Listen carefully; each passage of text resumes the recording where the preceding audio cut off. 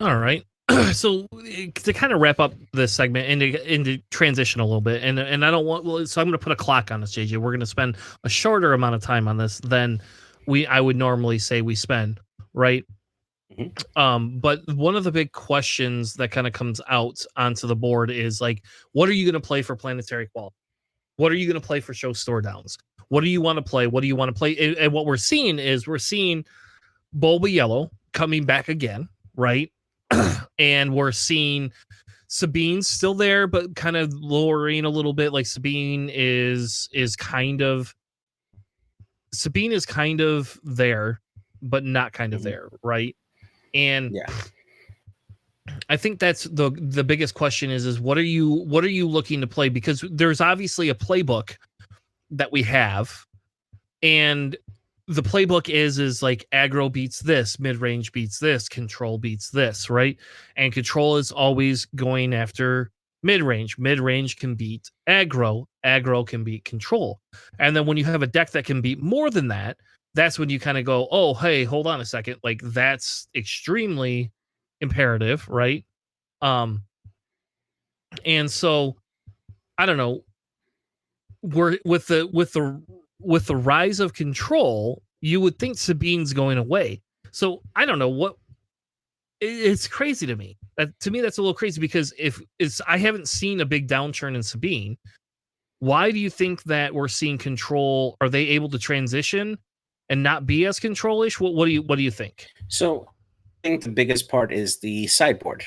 We're getting with the set two, we got a lot more cards in there that help you have elements of the other archetypes in there, so that help you transform your deck into those like control deck into more of a mid-range deck, so that we can help mitigate the differences in the two styles of decks, right?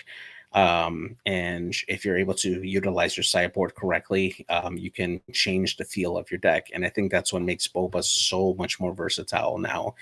He has a range that can go more aggressive if he needs to with certain cards, like for instance Greedo and McClunky. That's really aggressive to help push in damage early and take out units on your opponent's side. Or you can swap out, put in some waylays, put in some outmaneuvers to be more of a control piece on Boba's end, and still make use of Boba's ability to recover a resource and play out more units that way. You have that flexibility in your sideboard, just depending on what you're seeing on your opponent's side. So I think we're starting to see the rise of these control decks and mid-range decks more than these aggro decks, because they now have cards that can help to those decks.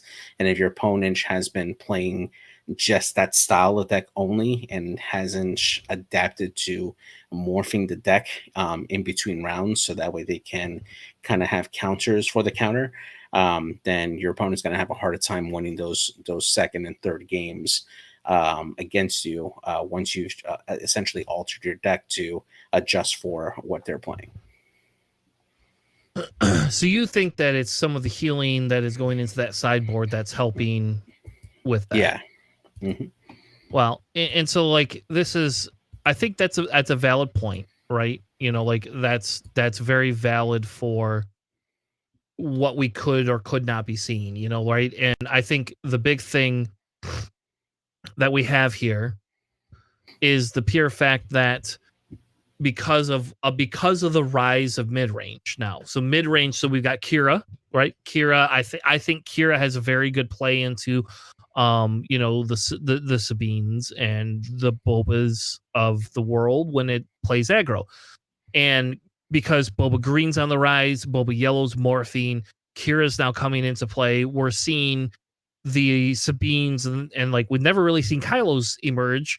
And I think that's just because Sabine feels more efficient, sadly enough. But because of that, it then makes way for control.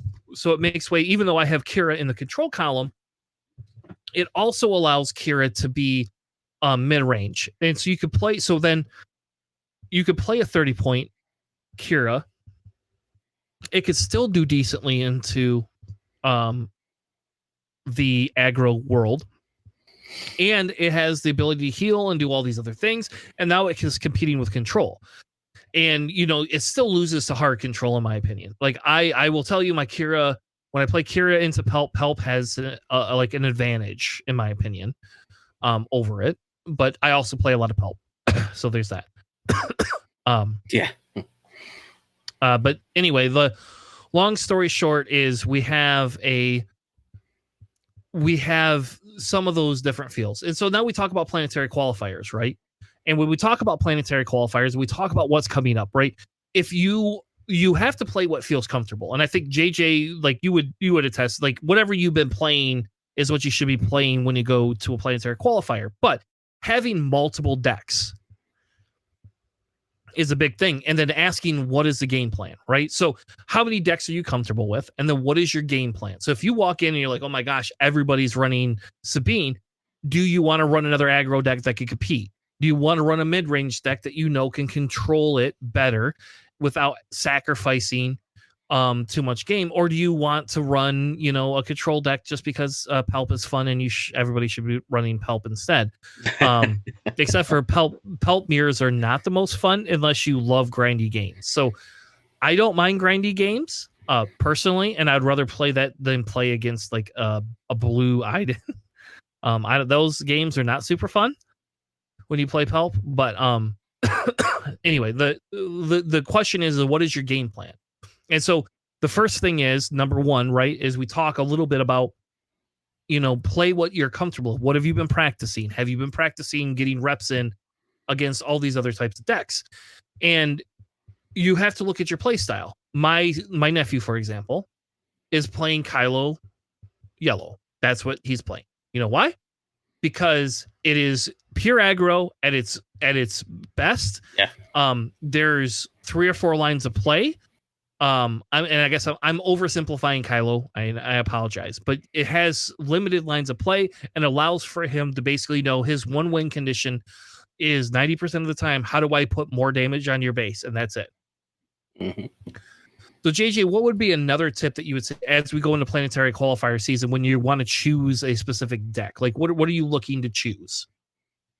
The other part of it too is, heading out to your locals, right? If you're having a group of your local players going out to these planetary qualifiers, spend time with your local group, see what they're running, seeing what they're playing with. That should give you an indication of, what you're going to expect to find at the planetary qualifiers, and you can adjust from there, right? If you have a group of friends that like to test out a lot of different decks, and you get to see what they're being comfortable with, that gives you a little information of what you can bring over to the planetary qualifier.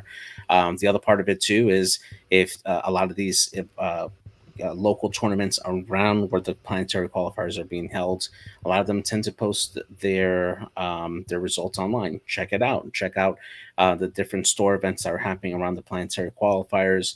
See what's been winning in those particular store events. That should also provide you a little information on what's going to be good. Because chances are, if you are a really good player with a particular deck and you've won your local store tournament, chances are you're going to take that same deck to a planetary qualifier because and proven that you can do well with that particular deck. So that is information that you can take with you to prepare for your planetary qualifier and help plan accordingly for what you want to put into your deck, what you want to put into your sideboard, so that way you have answers in the event that you do run into that particular deck in your planetary qualifier. Yeah.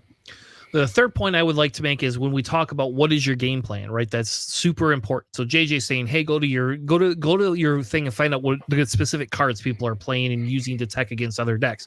And then what I would say is take that to the next step and say, okay, when I look at the averages, and if you're in the KTOD Discord, they have a great, like tournament thread. If you aren't in their Discord and you just are on on the Facebook page, they have a great event section, or not event section, but they have a great place on there where people are literally posting event results a lot. And my thing is take your averages. So, right, if you're really competitive and you really want to win and you want to do good, what is my game plan? Let me look at all of the things. So if you feel and you look at it and you say, okay, aggro is showing up, let's say 15% more than control and 5% more than mid-range. then what you want to do is when you want to tech your thing and you want to take those percentages and actually tech your sideboard with those percentages, right? So you're saying is if I'm running an aggro deck and I know I'm going to be playing against like some hard control, I'm going to tech in some stuff that makes me go faster, that gets more out of hand damage. Daring Raid, for example, is a 1 cost event that literally lets you just dump 2 damage into their base. So if you're playing against a control deck that's going to just heal all the time, then that card's probably not as good as for a cause or something like that. But that's what you want to look at is take your local meta, what people are playing, the specific weird, different niche cards, and then walk into it and say, hey, okay, now what can I do? I'm going to use Arm to the Teeth for an example, and Jetpack. Those are 2 upgrade cards that I had not seen a lot of people play until I went to my locals, and this guy was teching in his jetpacks in his boba deck, right? And you know why? It's because he can afford a smuggled jetpack on the resource turn he flips boba. So he doesn't have to have now just Boba Fett's armor. He can now have jetpack or Boba Fett's armor, either one, and it doesn't matter. Jetpack is sitting in his resource row, and then it's just there. He doesn't have to have it, because the best thing, and I'll tell you what the best play is you put your Boba Fett's armor on. They can't do anything about it. Then you go to the next turn and you pull that jetpack out and you stick a shield on Boba and you say, you better have a Rival's Fall, because if you ain't got a Rival's Fall, baby, you ain't killing Boba. And then Boba becomes the new Voltron, type thing. That stupid Boba Fett's armor is disgusting, by the way.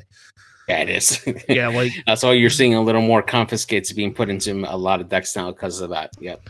But going back to the original point and talking about your game plan is, if whatever you're playing, you have to look at what the overall meta is and say, okay, based on that, what percent is that? And that's what I'm going to tech in to my actual specific sideboard, is what goes good against it. Because like I learned, and like I said last week, you could dump your whole stupid sideboard into your hand. I didn't know you could do that. I don't recommend doing that unless you're playing against hard control. Then I would recommend highly just take your whole 10 cards and dump them. I don't give you 10 more cards that they can't mill out. But it allows you to be more crafty. So if you're running aggro, you're looking for less heals and more gas. If you're going to be playing against something like a mid-range, you need a few of the larger units that help you close the game out, right? Such as Gorilla Attack Pod is being slept on again. Like, people were running that in Sabine, and all of a sudden now it's going to the sideboard. That could be a great sideboard tech card against a mid-range matchup. Bad against control for the most part, but great against the mid-range matchup. Because it allows you to get that bigger unit out. Unfortunately, Wrecker is just stupid with ECL. It's just, Wrecker should not. Wrecker is another card that you go, why is somebody think that was worth only 6 resources? Yeah, exactly. So really the big thing is, the last point I wanted to make is get your reps in, right? Like, practice. If you want to spend the money, K2D has a great community and Discord that allows you to do that. If you're like, hey, I don't really want to be a part of a paid community, there's tons of local Discords. We can help hook you up with a local Discord in your area for the most part. I can't guarantee it, but I frequent Michigan local Discords. I'm in almost all of them, all of the Michigan ones, and I can help you find one if you're in Michigan. But you can reach out on the TCG Star Wars TCG Reddit or the Star Wars TCG Facebook page, and both of them will give you places, and then you'll be able to find people that will help you practice, because getting your reps in is the biggest thing to do. And there's specific softwares that help you get reps in that I can't talk about because of my binding contract with FFG, but there is things that allow you to do things and play faster over that. Though I will say I'm getting a little bit more partial to webcam games. I never thought I would, because I like the feel of real cards, over computer cards. I do. So anyway, that kind of closes out our section talking about a little bit about what you can do as we go through and learn, as we get closer to where the planetary qualifiers are happening, what's going on, and how you can prep for them.